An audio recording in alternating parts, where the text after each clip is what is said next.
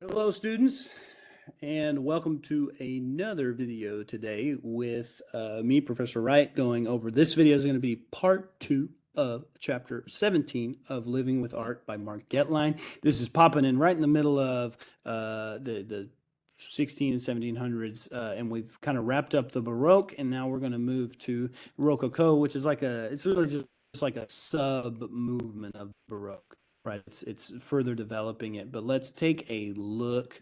We wrapped up, talking about how in the Baroque we have Tenebrism in Italy, we have Rubenism, Rubenesque, Rubens painting in Northern Europe, and it's Tenebrism is that super light and dark. Rubenesque is that sort of voluptuous figure. And both of those are pretty spiritual, church oriented in nature. And then we also had in France it was kind of oriented around King Louis and then the court. And then in Spain it was also oriented around the court, but there was this sort of drama and symbolism. And then we got into paintings of regular people that kind of rounded out our talking about the Northern European Baroque. Sorry, I'm kind of going backwards real quick. Genre painting, paintings of everyday life, and just scenes of people doing regular things, as well as scenes of just land with nothing happening. Right, that's a really big shift, and so we have two different veins of sort of the central focus of European art. Actually, like three. There's the church, there's the royals, and then there's regular life. Right, which is kind of Protestant art in a way. Now, anyways, if you can keep up with all that, we basically, as we get further in time and like closer to our own time, we just realize that there's more happening at any one given time than we than can just be described as one solid movement. But in any case, Rococo, as we get into the 1700s, we've gotten through Baroque. It's an 18th century art style which developed as an extension of the Baroque, but is considered more intimate, more lighthearted, and more romantic in nature. Not romantic like Roman, but romantic like love and Cupid and things like that. It's kind of typically considered sophisticated, but generally depicts the aristocracy at leisure. So fancy guys with large collars, guys learning to dance, guys frolicking in the woods, girls frolicking away from the guys in the woods. And in any case, we just see aristocratic people becoming more of the central focus of it. So it's kind of like genre painting meets royal people, but we also have an architectural or sort of almost like interior design style that sort of follows. The salon is one of these things, and essentially inside of these kind of large Baroque homes and aristocratic homes that had, Versailles had columns and arches and lots of mirrors and crystal chandeliers and all this stuff. But inside of them, they start to put all these like floral motifs. They put little baby angels floating around, and they're not just painted on like they were during the Renaissance. These are actually like golden, like gilded sculptures of little like snakes and bugs and like baby angels and babies fishing and little scrolly artworks and leaves and things. And it's all really shiny and bright and soft. And I kind of think of it like, I guess Baroque would almost be like the Beast's house in Beauty and the Beast, but then after Belle gets a hold of it, it would be more Rococo. No, I don't know. I just came up with that, so enjoy that. But in any case, yeah. Now all of this kind of frolicky, aristocratic leisure that leads to this interior design.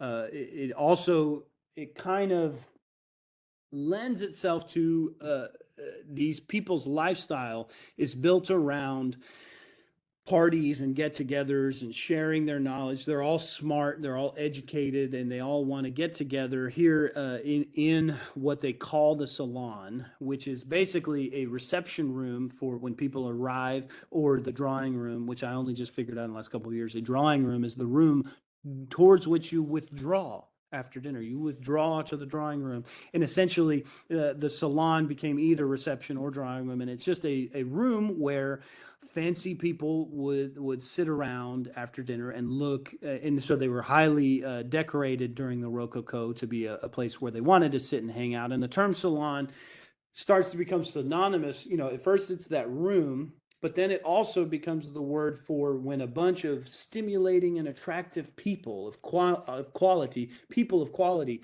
all get together under one roof, and they have a hostess, and it's like Bridgerton or something. I don't know. It's like they get together to amuse one another and then refine their tastes. They increase their knowledge through conversation. Basically, they sit around and pontificate and talk to each other about the new things that they've learned or new things that they're studying and new artists that are becoming popular. They're basically starting to set what are the popular trends, what's the good stuff, what's in style, right? And the word salon, I'm building something here. The word salon is at first that room, but then it becomes the name for that group of people in that room, right? And remember, all this is very Baroque in nature. It's all aristocratic people. But that salon, that meeting place, lends itself to now by the mid 1700s, there's a group called the Royal Academy of Painting in Paris, and they essentially they present a public exhibition every 2 years of up to 450 paintings and sculptures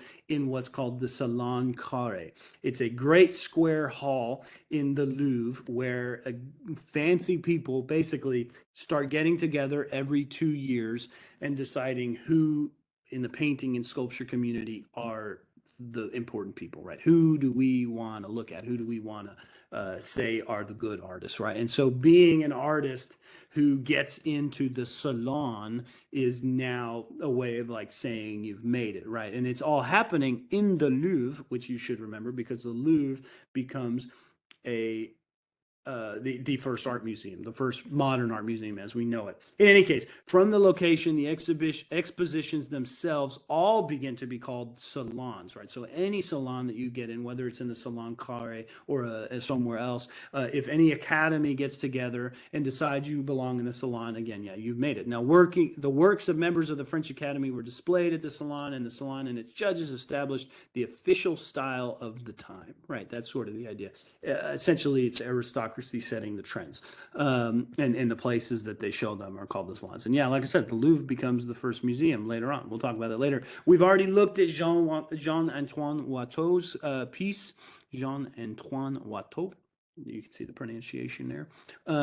We saw that sort of bouncy nature of actually this is a different piece, although very similar to one that we looked at that had the mast and line, but it does still have that sort of bouncing line moving across it, of the figures, and these are fancy figures on a walk through the woods. And oh, she's hurt herself, so he has to hang back and hang out with her. And I don't know, they're partying, they're at leisure, right? And little baby cherubs are, saying it's all good, it's all happy. Fragonard, who is like to me the Rococo guy. This is all again very Rococo. It's like the Baroque with frills. It's extra, extra.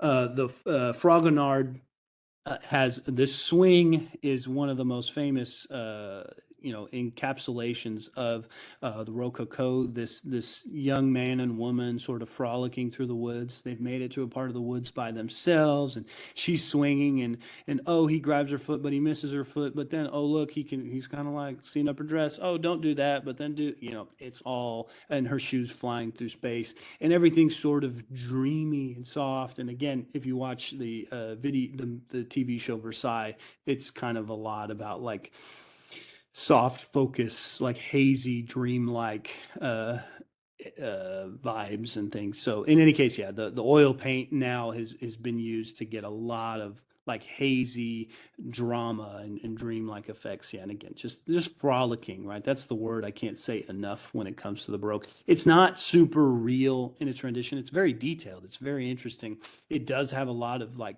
dark and light contrast, but we look over here at this fountain, and in no way does this look like a stone fountain. It's sort of cartoony in ways, but it's very indicative of the Baroque.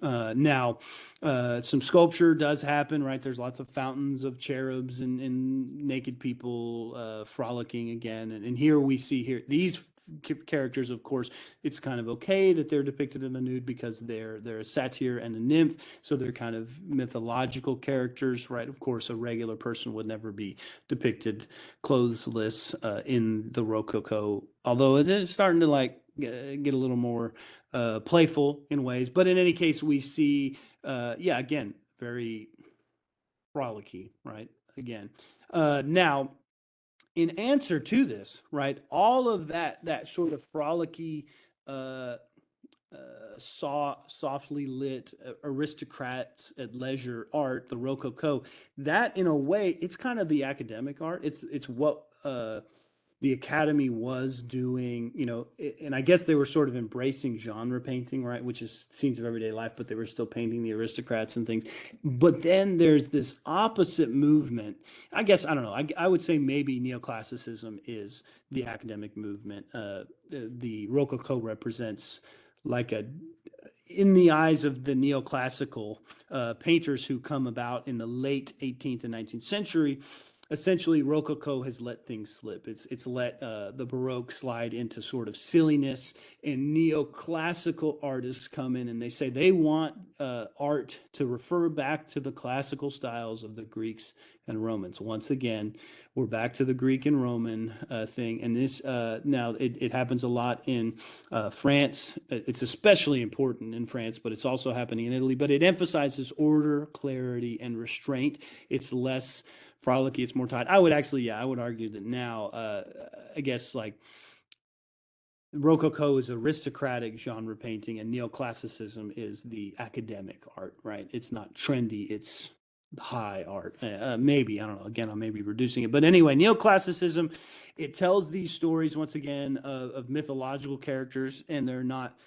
silly. They're powerful, they're restrained, they're heroic is a good way to think of it. And we see the stories of classical Greek and Roman storytelling used to sort of highlight I don't know what you would maybe say are political ideals, sacrificing of self for society, sacrificing, the it's about man and his, regular man, like standing up and defending his country, not so much just the royals. In any case, I don't know. I'm kind of filling it in because of where it's headed. But Jacques Louis David, this is the Oath of Horatii, which is, of course, about the story of the sons of Horatii who agree to defend the city while the family runs away. It's an ancient Greek tale, and the sons are going to die. That's why these female figures, before they escape, they know they're leaving the boys to die,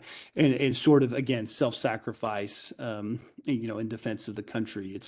It's no longer the royals putting themselves first. That's an important part of this. But in terms of style, it's clean, it's tight, it's very ordered, and it's in many ways it's balanced and heroic, right?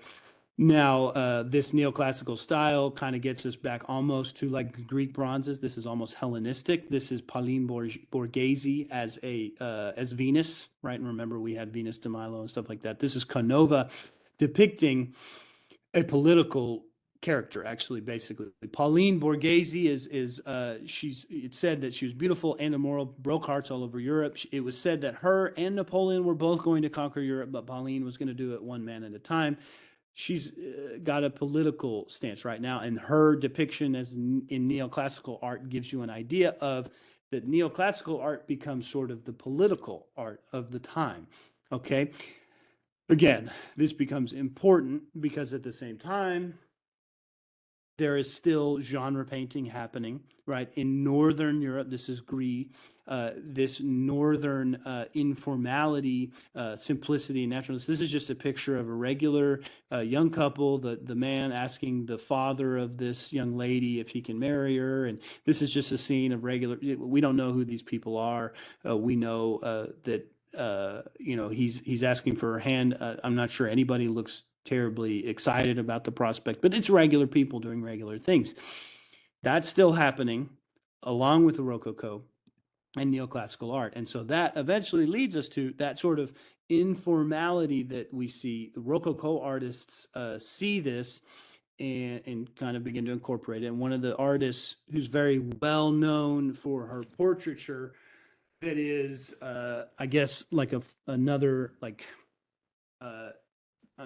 genre painting style that is focused on the royals, right? Almost like Rococo, but it's a little bit more subdued. Is Végé Lebrun. Essentially, Végé Lebrun, she comes from or sees these different movements happening, and she becomes the court painter of Queen Marie Antoinette, and essentially introduces that kind of informal, simple depiction of a portrait to the idea of a royal portrait, right? That Rococo now is going to have an even like a little less frolicky, a little more like a regular person look to it.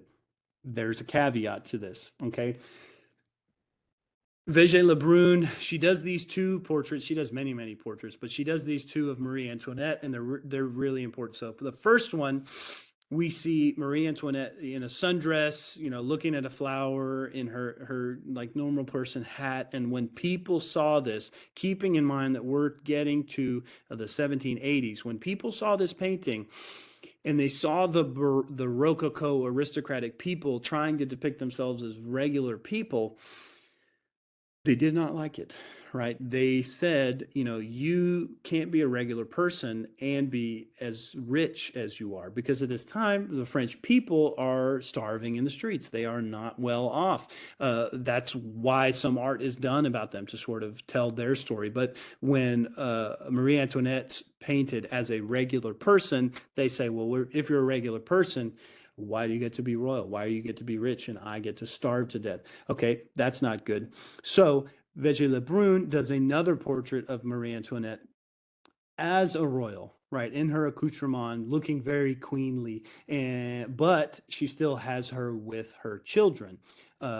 In this scene, right? So she's familial, she's still connected, she's still tender, but she's still a royal too in this piece. So they're trying to make up a little ground here, as far as I understand, as far as I tell the story.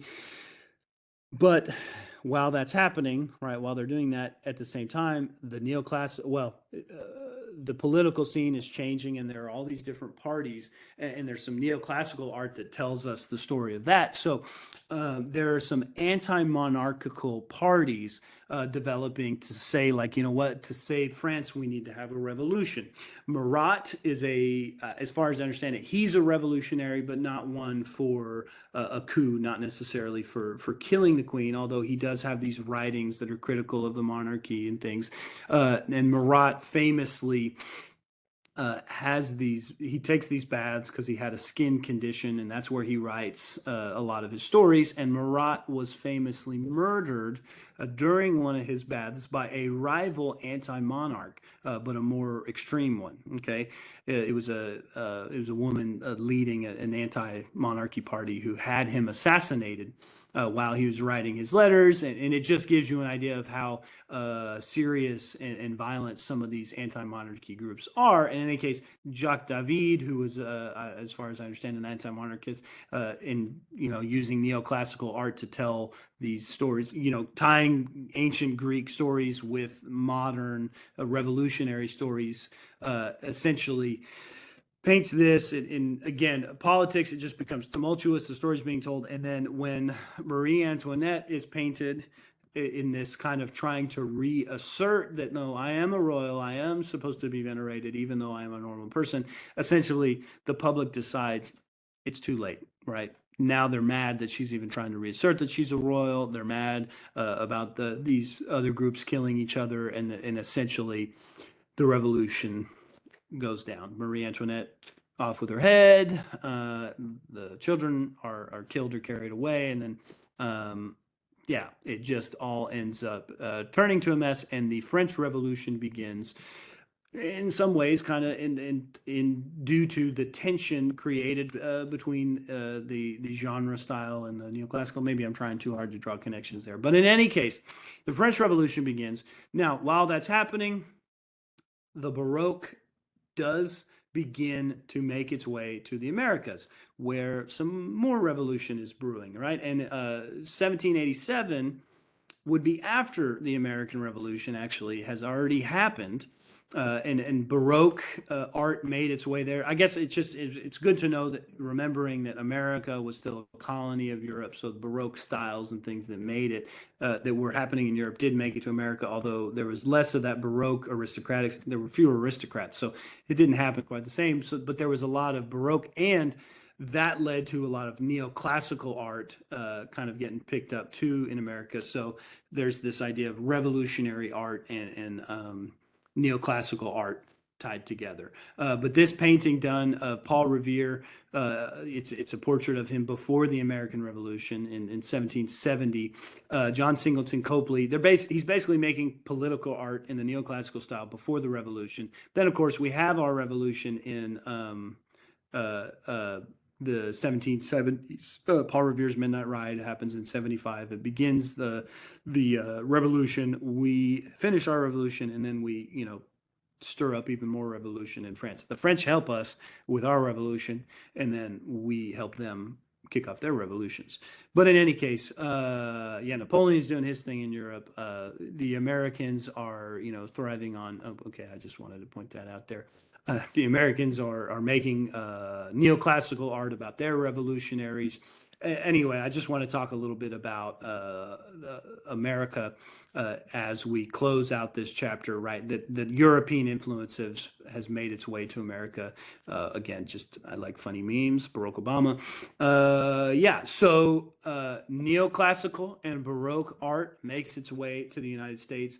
As the United States develops, Washington, the capital of the United States, is set up as a sort of Baroque town. It is, not far off from some of the columns that are ancient Greek, almost like the Parthenon. It is the wings of the capital are not dissimilar from Versailles, right? These Baroque meets neoclassical effects are happening in the architecture, and basically the columns and the dome are the real thing you need to notice in terms of veneration back to Greek and Roman architecture. Even Monticello, Thomas Jefferson's home, is modeled. It has a portico like the Temple of Nike in the Acropolis, and has a dome, modeled after Romanesque ideas. But in this case, we call it neoclassical because it's the movement of the 1800s, kind of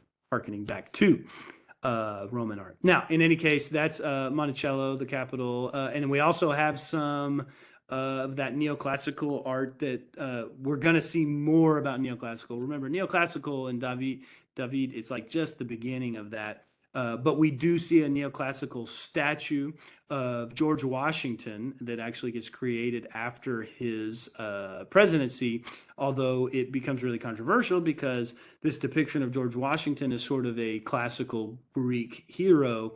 They're a little tenuous on that. Is it a good idea to, the whole idea is that George Washington was the president, and then that was that it's not we don't venerate our leaders here like they do the monarchs, right? So it became a little controversial, but it still happened. I mean, obviously we venerate our leaders to a certain extent. There's a lot of art made about George Washington, definitely worth taking note of. But yeah, in any case, that kind of wraps up. We're looking at, with these revolutions and the shift to neoclassical, we've rounded out the Baroque, gotten through the Rococo, which is pretty much a European phenomenon. It doesn't make its way to America, but America does have Baroque and neoclassical influence. In any case, now as we end the 18th century and we begin the 19th, we have three revolutions that become important: the French Revolution, the American Revolution, and the Industrial Revolution. Now we're going to talk about what all those mean, but the beginning of the 19th century, Western civilization faces, it's a totally new world, and the new class known as the industrial worker is born. Basically, a new type of regular person is created by these three revolutions that occur. So, okay, I'm kind of trying to make sure I hit everything. That's why I'm sort of rambling. I hope that was a helpful end to chapter 17. That was part 2. Too bad it wasn't that long of a chapter. I hope you enjoyed it, and we'll talk to you soon.